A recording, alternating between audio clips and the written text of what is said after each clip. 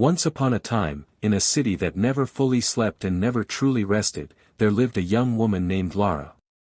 Lara was the kind of person people described as soft. Not weak, just gentle. She spoke calmly, listened more than she talked, and believed that good intentions still mattered in the world. She didn't compete loudly. She didn't announce her plans. She just lived, quietly hopeful. Lara shared a small apartment on the third floor of an old but clean building with her closest friend, Nina. They had been friends for almost 7 years. 7 years of shared meals, shared tears, shared secrets whispered in the dark when the power went out. 7 years of inside jokes no one else understood. 7 years of saying things like, "If you ever betray me, it will break me," and laughing like it was impossible. They met in their first year at college. Lara remembered it clearly. She had been sitting alone under a tree, struggling to understand a difficult course outline, when Nina walked up to her and asked, "Is that seat taken?" That single question changed everything. Nina had confidence. The kind that didn't shout but filled space naturally. She dressed boldly, spoke freely, and never seemed unsure of herself. Where Lara hesitated, Nina stepped forward. Where Lara doubted, Nina insisted. They balanced each other, or at least, that's what Lara believed. By their final year, people referred to them as a pair. "Where's Nina?" "She's with Lara." "Ask Lara, she'll know." After graduation, reality arrived quietly. Life didn't turn out the way either of them imagined. Lara didn't land a big job immediately. Instead, she took a modest position at a media company, long hours, average pay, but steady. She was grateful. Every morning, she woke early, dressed neatly, and went to work with determination. Nina, however, struggled. She had bigger dreams. Bigger expectations. She believed life owed her more, and the delays felt personal. One rejected application after another slowly changed her mood. She laughed less. Complained more. Compared constantly. Still, Lara never noticed the shift. Every evening, she returned home excited to share her day. "Guess what happened at work today? My supervisor said my ideas are improving. They might assign me to a bigger project soon." Nina would smile. Nod.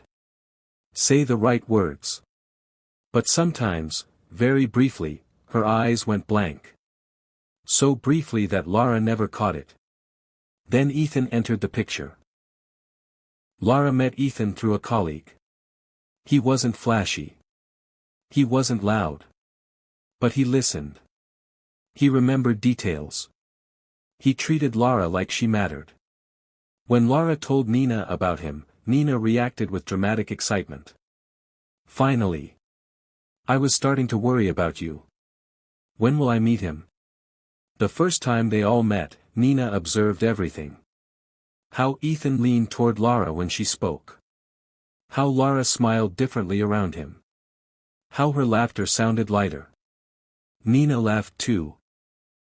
But something inside her tightened. From that moment, Nina became deeply involved in Lara's life. She insisted on knowing everything. What Ethan said. What he wore. How often he called. What his future plans were. At first, it felt like care. Then it felt like monitoring. Still, Lara trusted her. As weeks turned into months, subtle things began to happen. Ethan started asking strange questions. "Did you say something about not trusting me? You seem distant lately, did I do something?" Lara was confused. "I never said that. I've been happy." At work, her supervisor suddenly became cold. Deadlines tightened. Mistakes were magnified. Her confidence began to shake.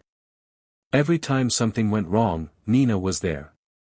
"I knew something was off about him. That office sounds toxic.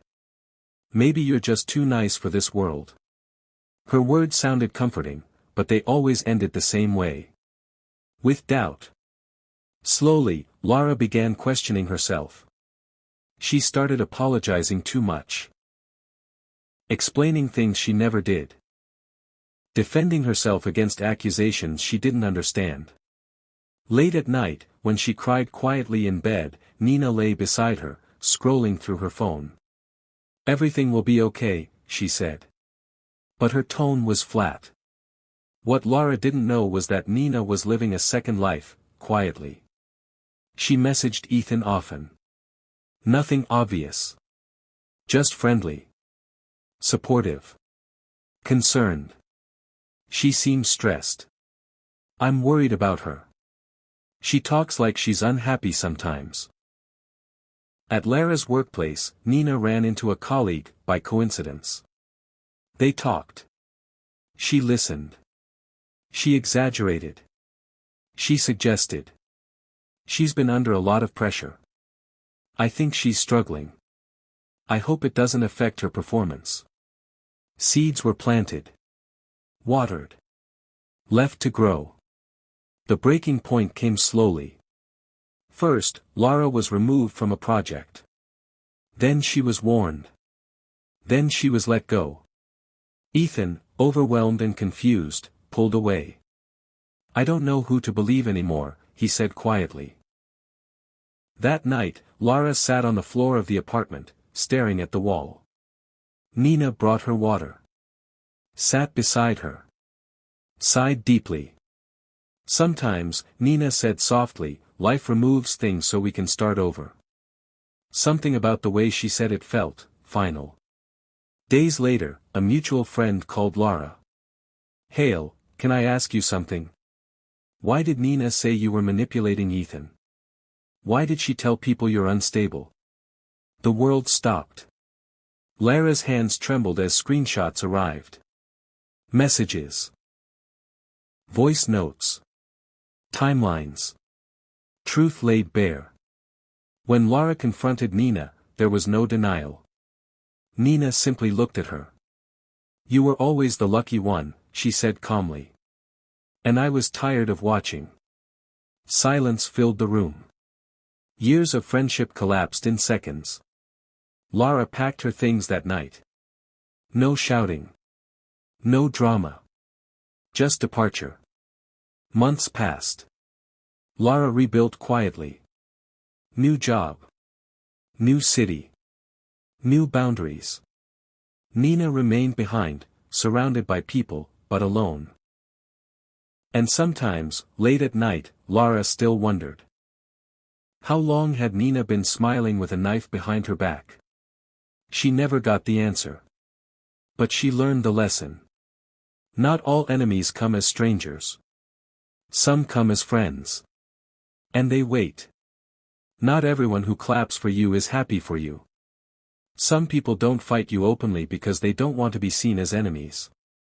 Instead, they stay close, learn your weaknesses, celebrate your delays, and quietly compete with your progress. True friendship does not confuse you, drain you, or make you doubt your own reality. Anyone who constantly plants fear, insecurity, or comparison in your heart is not protecting you, they are positioning themselves. This story reminds us that trust should be earned continuously, not given blindly, and that sometimes the greatest protection you can give yourself is knowing when to walk away, even from those you once called family. Sometimes, the real danger in life isn't the person who openly hates you.